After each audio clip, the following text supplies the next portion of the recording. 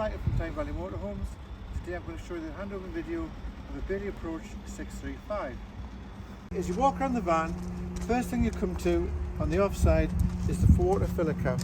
This is where you fill your fresh water, so you're going to need to get yourself a hose pipe, some tap ends, and then fill the water until it's overflowing, or you can check on the panel inside how much is in the tank.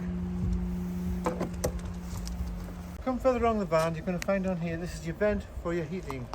Please make sure that it's not obstructed in any way. That just lets the gases flow out when you've got it on gas. Then you come along, you put your hook up. What you need to do is lift the cap, plug it into there like that. Always into the van first and then into your sight. You don't walk around the site with a live lead in your hand. Then you come along to your aerial socket. What you need to do with this is, if you're on a super site, you can use their facilities to save yours inside. Okay, then under the van you have your grey tap, which is for your dirty water.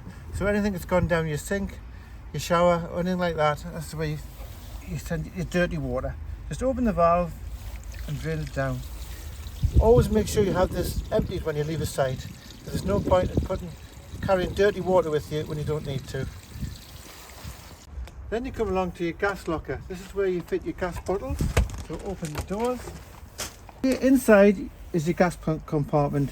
It will take 6 kilogram bottles. This is your pigtail, which you tighten onto the bottle. It's only hand tightened, no need for a spanner. Just tighten the pigtail as tight as you can with your hands, and then turn the bottle on. As you come to the back of the van, you have your toilet compartment.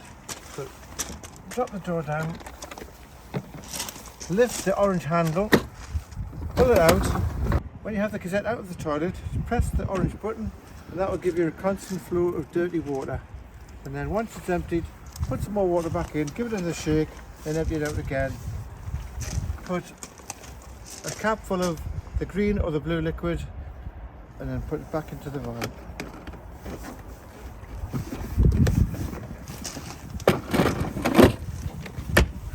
This van has a separate flush. You need to get some pink Aquafresh and then put water with it as well, and that will give you the flush for inside the van. So it's a separate flush rather than direct from the main water tank. This is your 2 bike rack. You put your wheels on here. These go through your spokes, 1 and 2. This goes through your crossbars, so that's your first bike, and this one through your second bike. On this van you have a reversing camera, and also you have reverse and aid assist. On the passenger side you have your Riyama awning, and then you have storage from under the bunk, where you can get inside the van and outside the van. It's a handy place for storage. Then you come to the diesel. It's just fitted from the ignition key, and below that you have your AdBlue. The AdBlue takes approximately 19 litres. You'll probably get a light on the dashboard to say when it needs to refill. On this van, your engine battery is under the floor on the passenger side.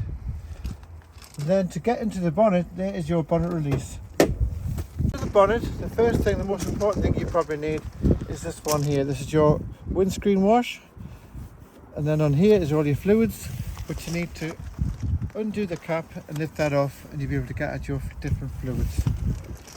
Then the battery's been under the floor inside the cab. You need a jump start, that's the negative, and under there, to operate the control panel above the habitation door, you've got a sign here that says that you hooked up, which is a picture of a mains lead, which means you are receiving 230 voltage. If you didn't have this, you will just be receiving 12 volt. This button here is your master switch, so you press it once, it'll turn on, press and hold, and you'll be able to turn everything off, and it'll shut down all the systems. If you go up, you can see the battery level of your leisure battery, the voltage. Take the hook up out to get a true reading. Press up again, You can see the amps coming off your leisure battery.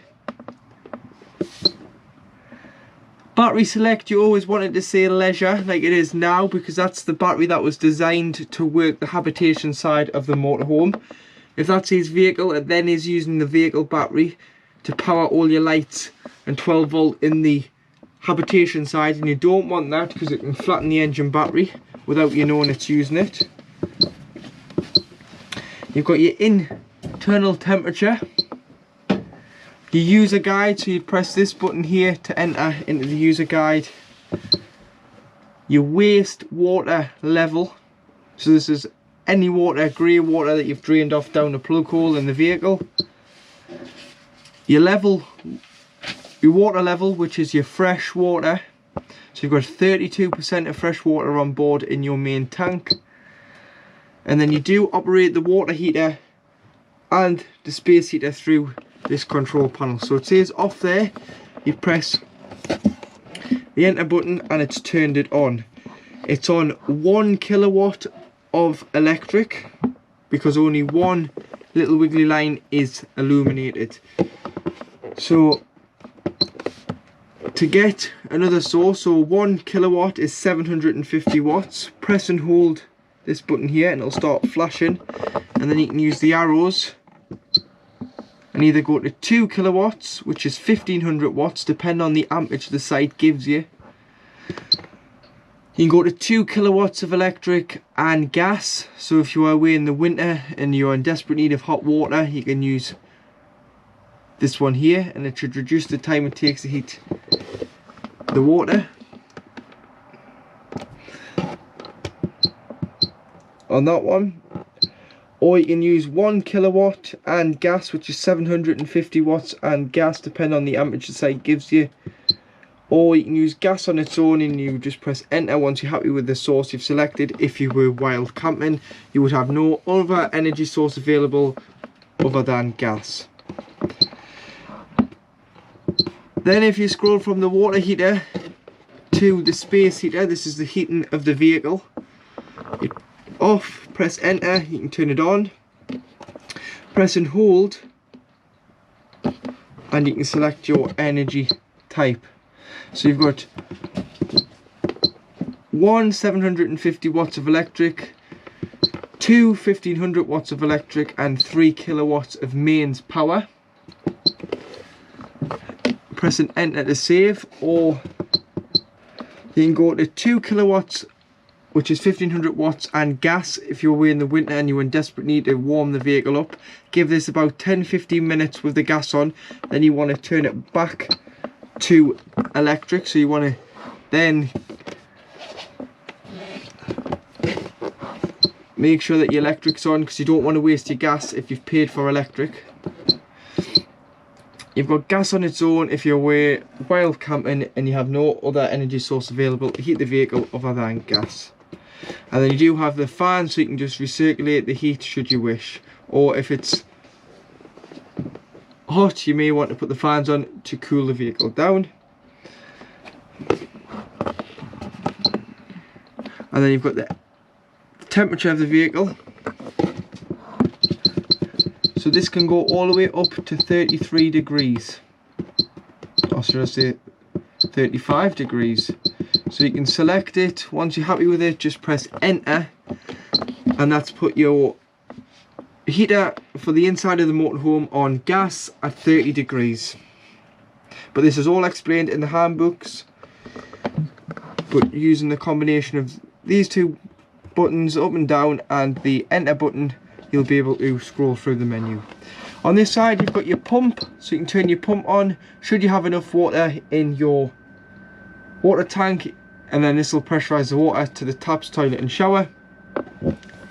You've got the master switch for the light, which is this one here, which are all then individually switched around the vehicle, and you've got the on and light, which is on the outside of the motorhome. Here you have a 3-burner hob. To light the hob, just turn the knob, press the igniter there,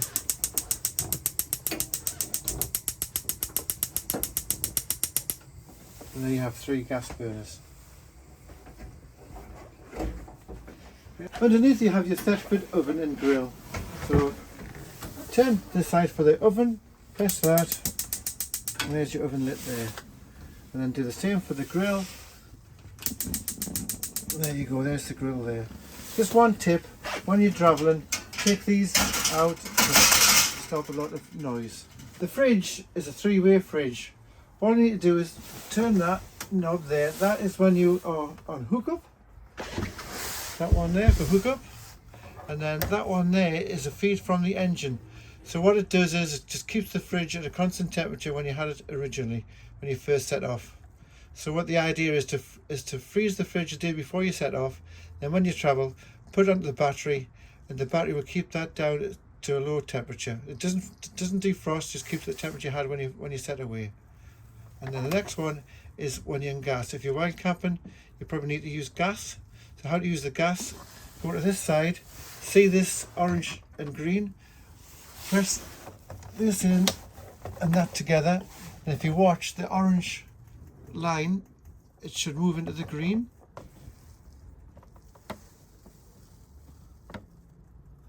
So that is in the green now, so that means the fridge is lit on gas. To the oven, you have all your gas taps.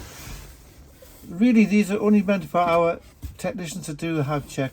If you have any problems with gas, turn it off the bottle. Leave these to our hub fitters for the service, basically. Under the sink, you have your rocker switch, just for all the lights above the kitchen. First of all, you have your water. You need to have your pump switched on the panel. So this side is for blue, it's your cold water, and then this side is your hot water. Take your time to get warm, but another 10 minutes probably. Above the kitchen you have your microwave. Just remember, it's only used when hooked up. It's only 240 volt, and the switch is there inside, so you can take it out and take the microwave out if you need to. Under the false floor you do have your leisure battery. So lift that up, lift the case knob there, and there is your leisure battery. The bunk behind the driver's seat, you do have your boiler. So this holds 10 litres of fresh water at any one time, and then you have your heating system. So there it is there. That yellow toggle is what you need to drain the van off in the winter. So what you need to do is lift that up, and that's going to drop all the water out of the tank for the winter so it doesn't freeze. Next to the boiler you do have your 240 trips and your 12 volt fuses along the bottom. To the panel you have your heating system. Between the two vents is a little red button. If you need to reset the heater, you press that button in and that will reset the heater if it goes faulty. All you need to do is remove this cushion, and that one, and then pull the bunk across. Same with that one. Put your cushions back along. Use that backrest. And these backrests.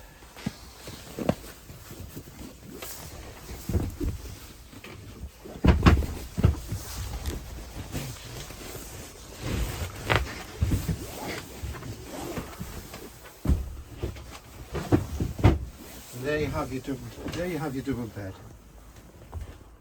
When you come to the back of the van, you have your toilet. So on here is the blue button which flushes the toilet, so press that. Do what you have to do and then empty the toilet by pushing the blade along, and that releases the water into the tank below. Then always make sure the tank is shut, otherwise you won't be able to get the cassette out when you come to empty it.